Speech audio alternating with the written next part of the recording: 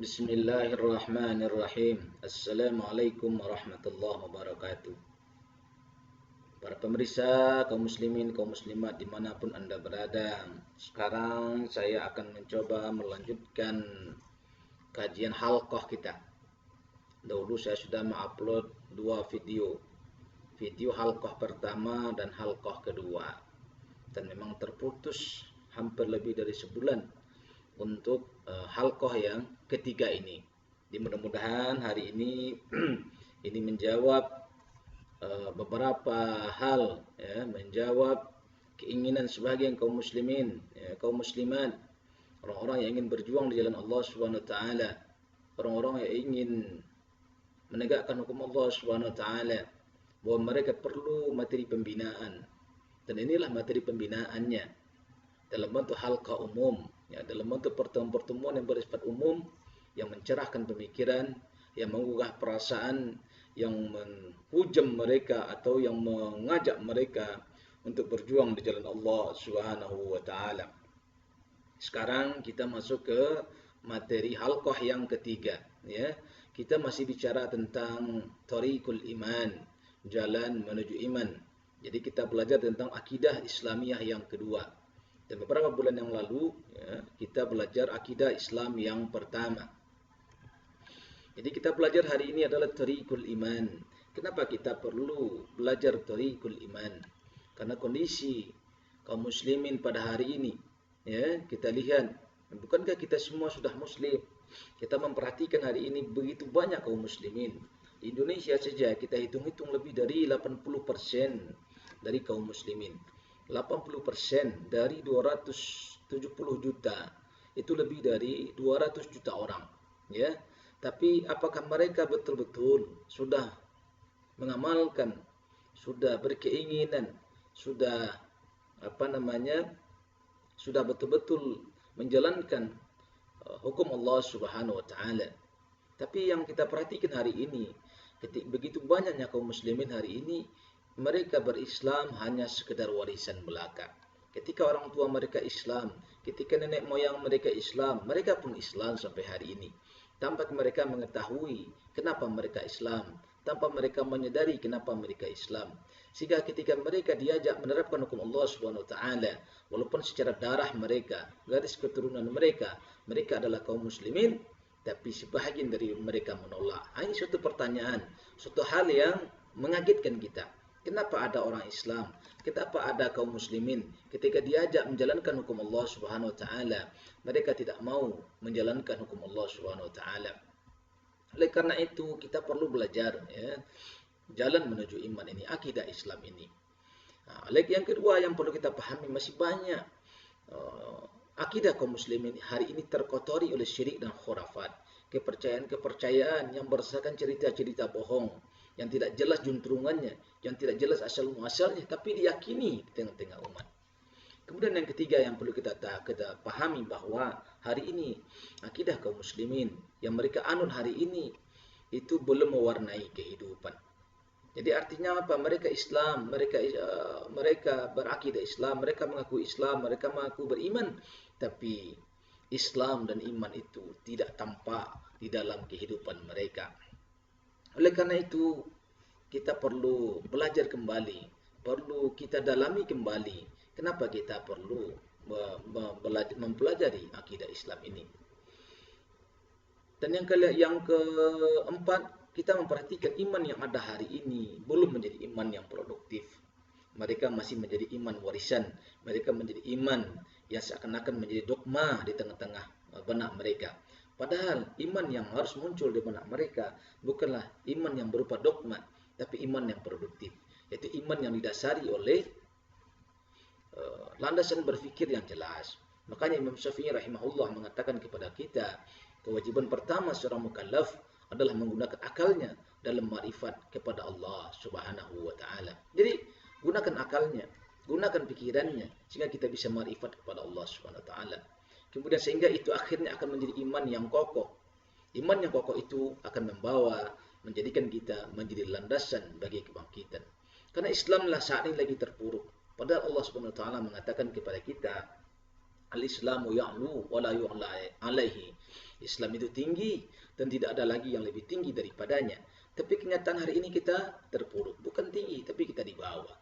Atau kita baca ayat Allah Subhanahu wa taala, kuntum khaira ummatin, kalian adalah sebaik-baiknya umat ukhrijat linnas, yang dihadirkan di tengah-tengah manusia. Ta'muruna bil ma'ruf wa tanhauna 'anil munkar wa tu'minuna billah. Tapi kondisi hari ini kita perhatikan bahwa kita bukanlah kuntum khaira ummatin, kita bukanlah umat yang terbaik. Nah, ini menjadi cambuk bagi kita. Kenapa hari ini kita bukan menjadi umat yang terbaik? Harusnya kita menjadi umat yang terbaik, sehingga dengan kita mengkaji akidah Islam kembali, itu akan mampu mengokohkan keimanan kita dan itu akan menjadi landasan bagi kebangkitan. Iman dan akidah kaum muslimin, ya, jamaah rahimakumullah dimanapun anda berada.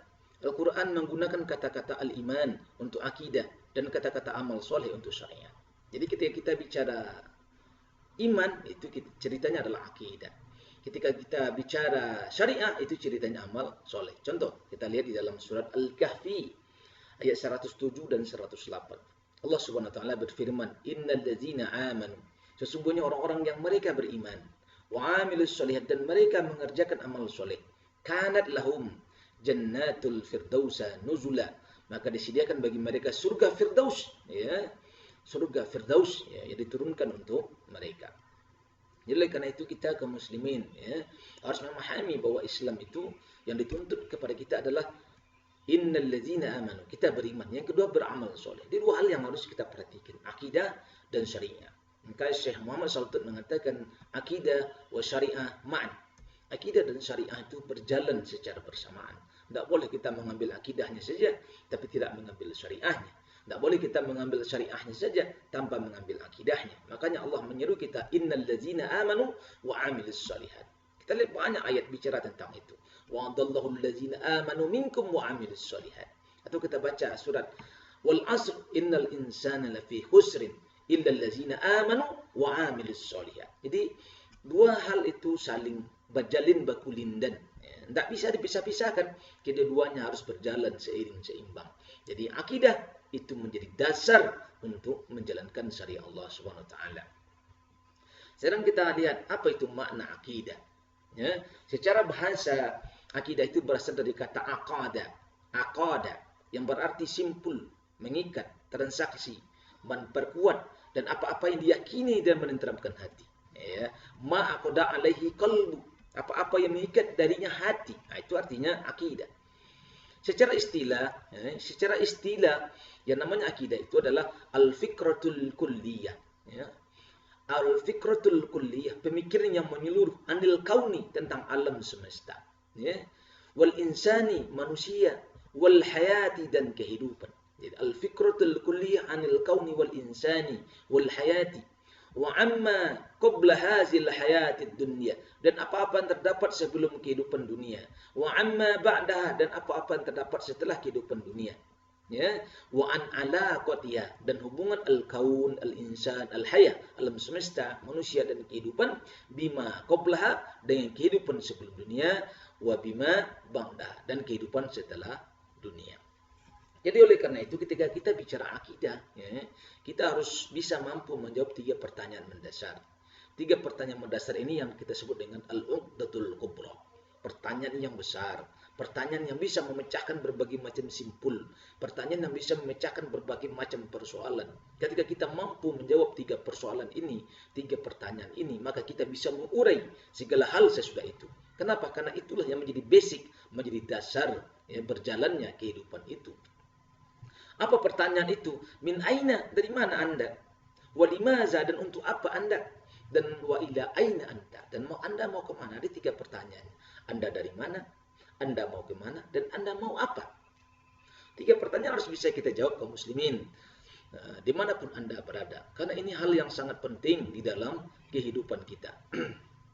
Nah, ketika kita bicara tentang akidah, ya, ketika kita melihat, memperhatikan tentang akidah ini, ada 2 hal yang harus kita perhatikan. Ketika kita meyakini sesuatu itu, ada 2 hal. Pertama, sesuatu yang memang dapat kita indra. Ya. Yang kedua, sesuatu yang tidak dapat kita indra. Sesuatu yang indra kita ada 5 ini. Ya. Kita punya panca indra. ada alat apa namanya? Ada alat penglihatan, ada alat pendengaran, ada alat pengecap, ada alat peraba, ya. Apa nama satu lagi? Dan ada alat perasa, ya. Ada 5 panca indera yang kita dimiliki, yang diberikan oleh Allah Subhanahu wa taala kepada kita. Jadi ketika sesuatu itu dapat kita indera, maka dalilnya menjadi dalil akli. Tapi ketika sesuatu itu tidak dapat kita indera, tak mampu didengar oleh telinga, tak mampu dilihat oleh mata, tak mampu dirasakan oleh kulit, maka kita harus menggunakan namanya dalil nakli atau dalil sam'i. Tapi dalil nakli ini pun ya, harus mampu dibuktikan oleh akli. Kenapa? Karena nakli itu sendiri terindra oleh kita. Nakli itu sendiri terlihat oleh kita. Apa contohnya? Nakli itu Al-Quran dan sunnah Nabi Shallallahu Alaihi Wasallam. Itu terindra oleh kita. Maka kita harus bisa membuktikan bahwa dalil nakli itu sendiri itu benar. Kalau dalil nakli itu tidak bisa kita buktikan kebenarannya, maka dia tidak bisa menjadi dalil. Nah, begitulah kita berdalil dalam persoalan akidah. Jadi dalil akidah itu harus akli atau dari sesuatu yang dapat diyakini oleh akli. Nah, ini 2 hal. Apa itu yang bisa diyakini oleh akli kebenarannya? Al-Quran dan hadis mutawatir. Nah, kaum muslimin, ya, dimanapun Anda berada, ketika kita bicara akidah Islam, maka akidah Islam itu merupakan akidah akliyah. Apa artinya akidah akliyah? Akidah yang muncul lewat proses berpikir. Bukan akidah yang hanya datang kepada kita lewat sesuatu dogma, lewat sesuatu keyakinan yang tidak bisa dibuktikan. Tapi akidah Islam ini muncul lewat proses berpikir. Dengan proses berpikir itu akan menumbuhkan keyakinan kita, menambah keyakinan kita, menambah keimanan kita kepada Allah Subhanahu wa taala. Sehingga dengan proses berpikir itu akan menambah kualitas iman kita. Jadi agama atau iman yang ada di dalam benak kita tidak sekedar dogma, tapi dia harus bisa dibuktikan kebenarannya. Sekarang mari kita lihat, ketika kita bicara akidah, ya, kita bicara tentang menjawab pertanyaan. Apa pertanyaan besar yang kita sebut tadi? Al-Uqdatul Kubra. Pertanyaan yang besar, simpul yang besar. Ketika simpul ini bisa kita urai, ketika simpul ini bisa kita jawab, maka itu akan mengurai segala pertanyaan-pertanyaan cabang setelah itu. Apa 3 pertanyaan mendasar, ya, yang perlu kita yakini, yang perlu kita pahami dalam kehidupan ini? Yang pertama, dari mana kita berasal? Yang kedua, untuk apa kita hidup? Dan yang ketiga, kemana kita setelah kehidupan ini? Sebab setelah kehidupan ini kita mengetahui bahwa manusia akan mati. Kemana kita setelah kematian? 3 hal ini harus kita jawab. Ini yang disebut dengan Al-Uqdatul Kubra. Jadi ketika kita melihat sikap manusia ketika menghadapi simpul besar ini, ada 2 hal, ada 2 golongan besar, ya, yang menghinggapi manusia saat ini. Yang pertama, mereka yang acuh tak acuh saja, yang tak mau tahu saja dengan simpul ini. Yang penting hari ini mereka hidup, dan entah dari mana mereka, entah mau kemana mereka tak peduli. Ya, itu yang pertama, sifat manusia. Apakah Anda orang seperti itu? Ya, pikirkan sendiri. Apakah Anda yang mendengar video ini pernah bertanya, pernah melihat, pernah merasakan, atau pernah memikirkan dari mana Anda? Mau kemana Anda? Dan mau apa Anda? Atau Anda seperti bulu yang diterbangkan angin, ya kemana saja, ya tidak tahu arah, tidak tahu tujuan, ya, tidak tahu dari mana, tidak peduli Anda dari mana, tidak peduli Anda mau kemana, dan tidak peduli Anda mau apa. Nanti banyak kondisi kaum muslimin hari ini. Yang kedua, ada sekelompok manusia, ya, dia berusaha menjawab, ya, ya. Sehingga di antara mereka ada yang menemukan jawaban yang benar dan mantap. Sehingga itu menimbulkan kebangkitan, menimbulkan semangat bagi mereka dalam perjuangan. Yang kedua, ada yang menemukan jawaban tapi jawabannya salah. Ya, jawabannya salah, keliru, sehingga mereka keliru dalam menghadapi medan kehidupan. Yang ketiga, ada orang tidak menemukan jawaban. Dia sudah bertanya, dia sudah memikirkan sendiri, tapi dia tidak menemukan jawabannya. Ya, itu beberapa tipe manusia yang kita lihat. Padahal, ya, Tiga pertanyaan ini wajib hukumnya harus dijawab. Ya. Kenapa? Karena itulah yang akan menghasilkan akidah. Ya. Kenapa? Karena dia merupakan fikrah kulliyah, pemikiran yang menyeluruh. Ya. Yang dia akan menjawab persoalan dari mana kita, mau kemana kita, dan mau kemana kita, dan mau apa kita. Yang kedua yang harus dipahami bahwa dengan jawaban itu akan menjadi kaidah fikriyah, ya, landasan berpikir. Sebab dengan cara itulah, dengan jawaban itulah seluruh pemikiran cabang ya, dibangun di atas itu. Dan yang keempat, jawaban itu akan mempengaruhi nazratu fil hayatid dunia, mempengaruhi ya, kehidupan kita di dunia. Dia akan mempengaruhi gaya hidup kita. Dia akan mempengaruhi kualitas hidup kita. Kemana arah kehidupan kita tergantung dari jawaban ini. Bagaimana kualitas hidup kita tergantung dari jawaban ini. Dan ini penting bagi kita. Kaum muslimin dimanapun Anda berada, banyak orang hari ini ya, gagal memahami hakikat hidup. Gagal memahami dari mana mereka. Gagal memahami mau kemana mereka. Dan gagal memahami untuk apa mereka hidup. Sehingga di tengah-tengah mereka menimbulkan kesesatan, menimbulkan kelalaian, menimbulkan keengganan, dan mereka terpengaruh oleh hawa nafsu mereka. Begitu banyak mereka hidup hari ini. Mereka mengaku muslim, mereka mengaku beriman kepada Allah, mereka mengaku meyakini Allah Subhanahu wa taala, tapi mereka hidup bergelimang hawa nafsu. Mereka hidup bergelimang keengganan. Ketika diseru untuk melaksanakan hukum Allah, mereka enggan. Ketika mereka diajak menjalankan hukum Allah, mereka lalai.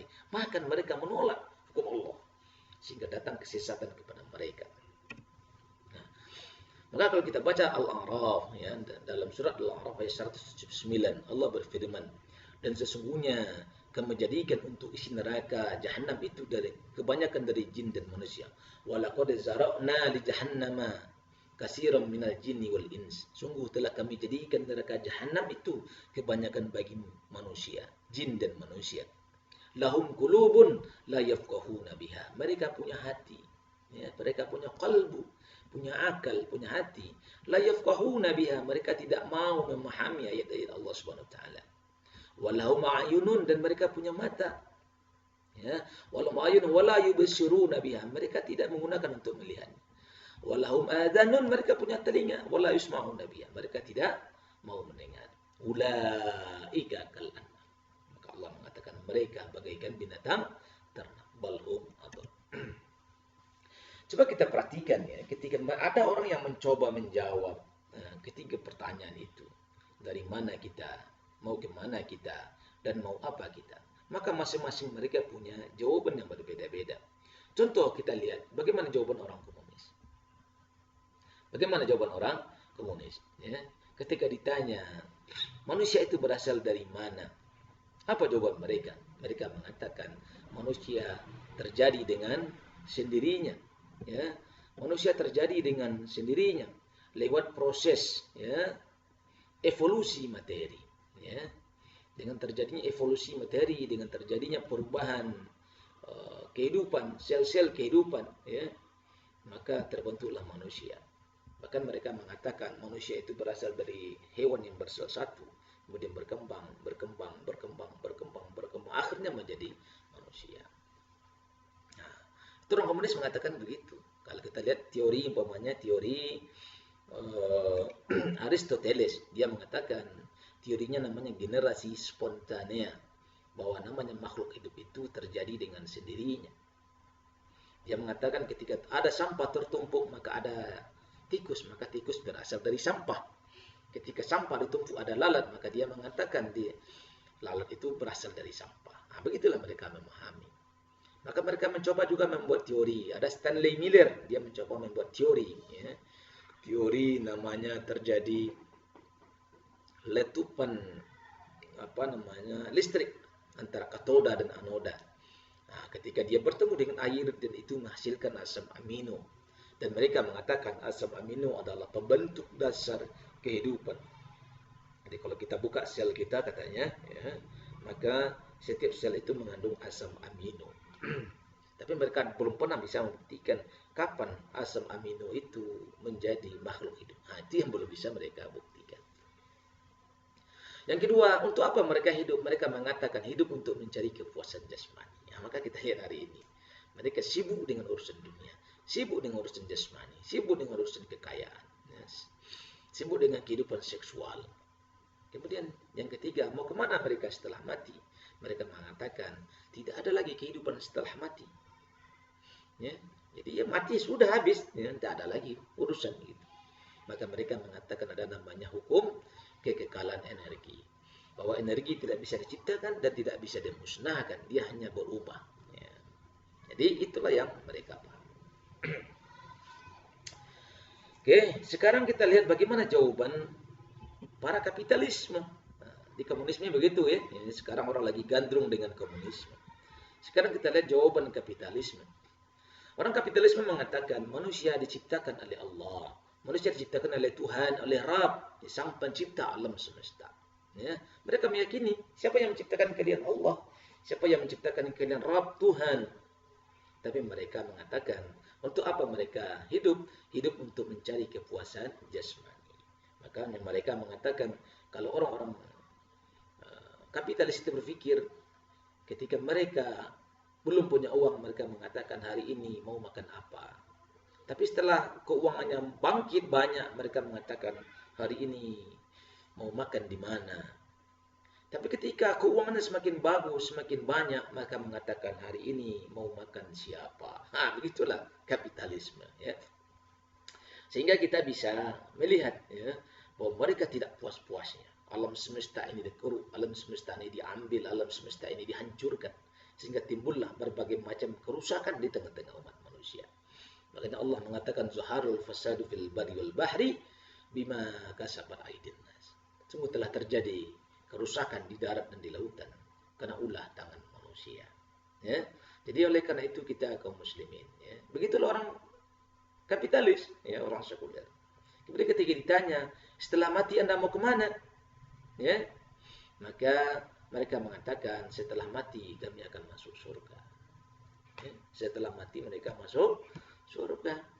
Jadi mereka tidak meyakini ketika mereka diciptakan oleh Allah, mereka tidak meyakini hubungan ya, kehidupan sebelum dunia dengan kehidupan dunia. Mereka tidak meyakini bahwa ketika mereka diciptakan di dunia, mereka akan disertai dengan seperangkat peraturan. Dan mereka juga tidak meyakini bahwa ketika mereka selesai dari kehidupan dunia ini, mereka akan dimintai pertanggungjawaban. Tapi yang mereka yakini adalah setelah mereka mati, mereka akan masuk ke dalam surga.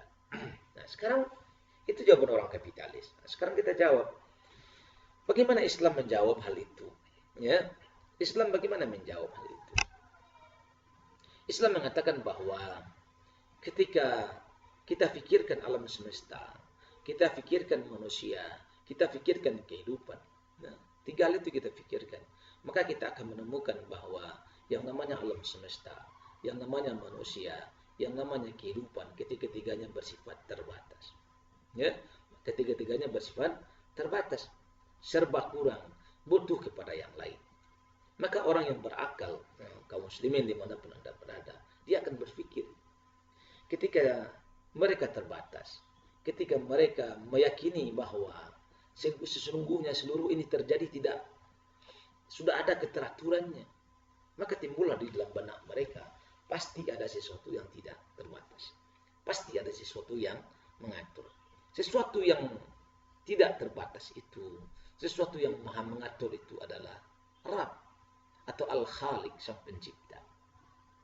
Tapi ketika mereka mengkaji mendalami Islam, mereka akan mengetahui Rabb itu adalah Allah Subhanahu wa taala. Sehingga Islam mengatakan manusia diciptakan oleh Allah Subhanahu wa taala. Yang kedua, dia memahami bahwa hidup ini adalah untuk beribadah kepadanya. Maka Allah mengatakan, "Wa ma khalaqtul jinna wal insa illa liya'buduni." Dan tidaklah aku ciptakan jin dan manusia kecuali dia adalah untuk beribadah kepadaku, kata Allah Subhanahu wa taala. Jadi, makanya kaum muslimin ketika mereka hidup di dunia, mereka tidak akan berleha-leha, mereka tidak akan bermain-main, tapi mereka akan mengerahkan segala kemampuannya, segala keinginannya untuk menjalankan perintah Allah Subhanahu wa taala. Dan yang ketiga, mereka yang meyakini kemana mereka setelah mati, mereka akan menuju alam akhirat. Mereka akan dimintai pertanggungjawaban oleh Allah Subhanahu wa taala terhadap apa yang terjadi di dalam kehidupan dunia ini. Sehingga ketika apa yang mereka lakukan itu, pertanggungjawaban itu akan menentukan akhir hidup mereka. Apakah mereka akan dimasukkan ke dalam surga Allah atau mereka akan dimasukkan ke dalam nerakanya. Semuanya itu tergantung dari kehidupannya di dunia. Dia beriman atau tidak, dia menjalankan amal soleh atau tidak. Makanya oleh karena itu, apa konsekuensinya ketika seorang Islam memahami, meyakini jawaban ini adalah dia memiliki kewajiban untuk berjalan di dalam kehidupan dunia ini sesuai dengan perintah dan larangan Allah Subhanahu wa taala. Nah, sekarang begini, ini ringkasnya ya, jawaban yang diberikan oleh orang komunis. Dia mengatakan sebelum dunia terjadi evolusi, ketika di dunia juga terjadi evolusi, dan setelah dunia dia berubah menjadi materi. Itu jawaban orang komunis. Jadi dia tidak memahami adanya pertanggungjawaban. Nah, kalau orang kapitalis bagaimana? Ya, dia memahami bahwa dia diciptakan oleh sebelum dunia dia diciptakan oleh Allah Subhanahu wa taala. Dan dia meyakini bahwa setelah dunia itu dia akan kembali ke alam akhirat, tapi dia akan masuk ke dalam surganya. Tapi di dunia ini dia meyakini bahwa dia berbuat adalah untuk memuaskan kebutuhan jasmaninya. Dan dia tidak meyakini bahwa kehidupan sebelum dunia ini memberikan perintah kepada dia untuk berjalan dalam kehidupan dunia. Dan dia tidak meyakini bahwa setelah kehidupan dunia dia akan dimintai pertanggungjawaban. Begitulah orang sekuler kapitalis. Jadi kalau orang hari ini mengatakan yang penting kini lah dulu, dan dunia aku dulu besok dia tong. Itu adalah orang sekuler. Ya. Sekarang bagaimana Islam? Ya, akidah Islam meyakini kepada kita ya, bahwa kita diciptakan oleh Allah Subhanahu Wa Taala. Ya, ketika Allah menciptakan kita disertai dengan peraturannya. Nah, ini sederhana Bapak dan Ibu sekalian. Kalau kita perhatikan, kita punya apa saja yang ada di dunia. Contoh nih, saya punya HP, ya. HP merek Xiaomi. Ketika Xiaomi ini diberikan kepada saya, ya, saya beli dengan HP yang baru, maka pasti disertai dengan aturan. Begitu juga manusia diciptakan oleh Allah Subhanahu wa taala, disertai dengan aturannya. Kemudian nanti setelah kehidupan dunia, manusia akan dibangkitkan oleh Allah Subhanahu wa taala. Nah, ketika dibangkitkan, manusia akan dimintai pertanggungjawaban. Ya. Jadi kita diciptakan oleh Allah disertai dengan peraturan. Kemudian nanti kita akan dibangkitkan oleh Allah Subhanahu wa taala dan akan dimintai pertanggungjawaban. Ini mengandung konsekuensi bagi kita kaum muslimin bahwa kita di dalam kehidupan dunia ini wajib terikat dengan perintah dan larangan Allah Subhanahu wa taala. Begitulah akidah Islam ya, sehingga dia akan beriman kepada Allah dan dia akan mentaati peraturan Allah. Bahwa dia memiliki akidah Islam dan dia akan beramal soleh. Maka itulah seruannya, ya ayyuhallazina amanu wa amilus sholihat. Sekarang kita lihat kaum muslimin ya. Ketika kita bicara akidah Islam, jadi pemikiran-pemikiran mendasar dalam akidah Islam, ini yang kita sebut dengan arkanul iman. Jadi ketika Rasulullah SAW pernah ditanya oleh malaikat Jibril, mahwal iman, apa itu iman? Maka Rasulullah mengatakan, antu'minuna billah, engkau beriman kepada Allah, wal malaikati, dan kepada malaikatnya, wa kutubihi, dan kepada kitab-kitabnya, wa rasulihi, kepada rasul-rasulnya, wa yaumil akhir, kepada hari akhir, wa bil qadri khairihi wa syarrihi minallahi ta'ala. Dan kita beriman kepada qadar baik dan qadar buruk yang datangnya dari Allah Subhanahu wa ta'ala. Jadi ada 6 rukun iman yang diyakini oleh kaum muslimin.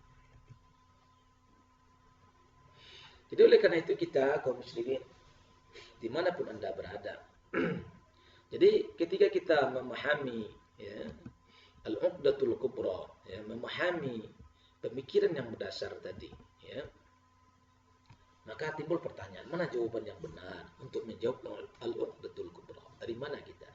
Mau kemana kita? Dan mau apa kita? Maka jawaban itu harus benar.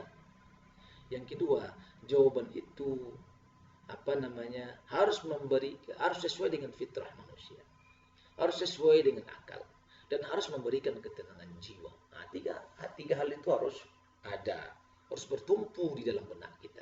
Jawaban itu harus benar, ya, memuaskan akal, sesuai dengan fitrah manusia, dan memberikan ketenangan jiwa. Kalau kita melihat, mengkaji, mendalami, maka jawaban yang benar hanya bersumber dari Al-Quran. Pemikiran yang spekulatif tidak berdasar, nilainya bisa benar dan salah. Bila terdapat sumber yang pasti benar, maka pemikiran spekulatif tentang hakikat hidup di dunia pasti salah adanya. Oleh karena itu, kita sebagai kaum muslimin, ya, kita hanya meyakini jawaban Al-Quran yang benar. Nah, bagaimana kita meyakininya? Sekarang kita lihat, bagaimana kita meyakini kebenaran Al-Quran.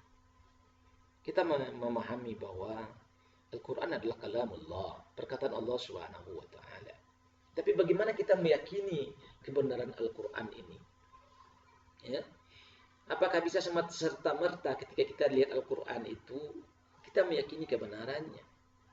Ternyata tidak begitu, karena Al-Quran itu adalah sesuatu yang bisa diindra, sesuatu yang bisa dilihat, sesuatu yang bisa dirasakan, sesuatu yang bisa dilihat oleh mata, didengar oleh telinga, ya, diraba oleh panca indera kita yang lain. Makanya kalau kita perhatikan Al-Quran, bagaimana kita menguji kebenaran Al-Quran ini? Siapa yang membuat Al-Quran ini? Buatan siapa ini? Sehingga kita bisa meyakini kebenarannya. Makanya kalau kita lihat kaum muslimin dimanapun Anda berada, bahwa kemungkinan Al-Quran itu hanya 3 yang membuatnya. Ya, hanya 3 yang membuat. Yang pertama, dia buatan orang Arab. Ya. Yang kedua, dia buatan Muhammad. Yang ketiga adalah wahyu Allah Subhanahu wa Ta'ala. Sekarang kita lihat satu persatu kaum muslimin. Nah, apakah Al-Quran itu karang orang Arab? Ya. Ya, apakah Al-Quran itu karang orang Arab? Kenapa muncul kemungkinan itu? Ya. Karena kita melihat Al-Quran itu berbahasa Arab. Jadi Al-Quran itu berbahasa Arab. Sehingga sangat mungkin orang mengatakan, Al-Quran itu karang orang Arab. Al-Quran itu buatan orang Arab. Ya. Tentu orang ingin meyakinkan kepada kita bahwa seperti itulah Al-Quran. Gitu. Ya. Oleh karena itu, kemungkinan yang pertama ini tidaklah benar. Kenapa tidak benar? Karena Al-Quran menantang mereka untuk membuat yang serupa dengan Al-Quran. Sampai hari ini mereka tidak mampu. Kita baca dalam Al-Quran, contoh surah Al-Baqarah ayat 23. Ya. Wa in kuntum fi raibin mimma nazzalna ala abdina. Jika seandainya kalian ragu, wa in kuntum fi raibin mimma. Jika seandainya kalian ragu dengan apa yang telah kami turunkan, nazzalna ala abdina, yang telah kami turunkan kepada hamba kami Muhammad. Ya. Wa in kuntum fi raibin mimma nazzalna ala abdina fa'tu. Nah, datangkanlah di suratin min misli, sebuah surat yang semisal dengan Al-Quran. Ya, in kuntum shadiqin. Ya, wa du'u syuhada'akum min dunillah. Ajalah penolong-penolong kalian selain daripada Allah, in kuntum shadiqin. Jika ada kalian orang yang benar. Tapi nyatanya sampai hari ini, ya, kita manusia tidak mampu. Kita baca dalam surah Yunus, surah Hud, dan surah Al-Isra. Allah Subhanahu wa Ta'ala menantang kita dengan satu surat, dengan 10 surat, dengan satu ayat. Ya, tak ada seorang pun yang mampu. Ya, baik orang Arab itu sendiri. Ya, sehingga kemungkinan ini tertolak. Yang kedua, ya, apakah Al-Quran itu karangan Muhammad? Ya. Kenapa orang menyangka itu karangan Muhammad? Karena Muhammad yang membawanya. Karena Muhammad yang menyampaikannya. Tentu ini juga tidak bisa dibenarkan. Kenapa? Karena pertama, Muhammad adalah orang Arab. Sementara seluruh orang Arab ditantang oleh Allah Subhanahu wa Ta'ala, tak mampu membuatnya. Apalagi seorang Muhammad, yang pertama. Yang kedua, kita lihat Al-Quran dan Sunnah itu sama-sama keluar dari lisan Rasulullah SAW. Tapi ternyata gaya bahasa Al-Quran itu tidak sama dengan gaya bahasa hadis. Balaghahnya tidak sama. Nah, jadi ini menunjukkan bahwa orang walaupun bagaimanapun, dia akan memiliki gaya bahasa. Contoh, saya berucap, saya berbicara, itu punya gaya bahasa sendiri yang tidak akan sama dengan antum berucap, antum berbicara. Walaupun kita sama-sama menyampaikan materi yang sama, tapi gayanya pasti berbeda, caranya pasti berbeda. Nah, jadi oleh karena itu, karena gaya bahasa Al-Quran itu tidak sama dengan bahasa hadis, maka tertolaklah bahwa Al-Quran itu karangan Muhammad. Maka tidak, bahkan di dalam, ya, jadi karena itu ternyata Muhammad itu bukanlah yang membuat Al-Quran, tapi beliau adalah yang membawa Al-Quran. Ya. Maka Al-Quran itu adalah yang ketika tidak ada kemungkinan lain bahwa Al-Quran itu adalah wahyu Allah Subhanahu wa Ta'ala. Ya. Jadi ketika Al-Quran orang Arab tak mampu, Muhammad tak mampu, maka Al-Quran itu pastilah wahyu Allah Subhanahu wa Ta'ala. Ketika kita memahami bahwa Al-Quran itu adalah wahyu Allah Subhanahu wa Ta'ala dan Muhammadlah yang membawa wahyu itu kepada kita, berarti Muhammad itu seorang rasul, seorang utusan. Yakinlah kita bahwa Muhammad itu adalah Rasulullah yang diutus oleh Allah Subhanahu wa Ta'ala kepada manusia untuk membawa Al-Quran kepada kita.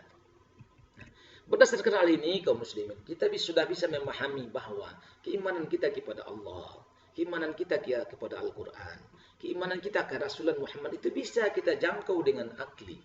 Ya, dengan akli bisa kita jangkau. So, dengan jangkauan kita dengan akli, itu kita bisa meyakini kebenaran Al-Quran, kebenaran adanya Allah, dan kebenaran bahwa Muhammad itu adalah utusan Allah Subhanahu wa Ta'ala. Sekarang kita lihat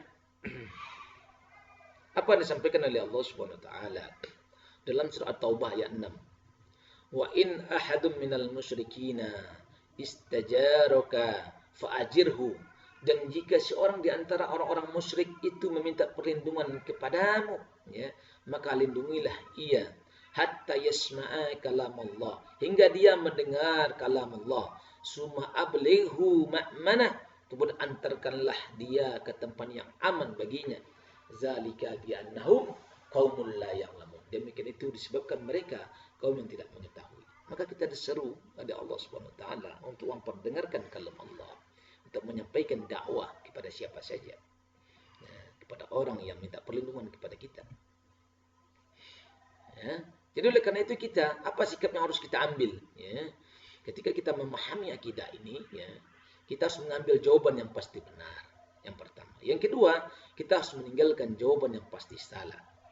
Jadi manusia diciptakan oleh Allah untuk beribadah kepadanya, dan setelah mati akan kembali kepada Allah untuk mempertanggungjawabkan apa yang telah dilakukannya di dunia pada hari perhitungan, dan dari itu akan ditentukan sebagai penghuni surga atau neraka.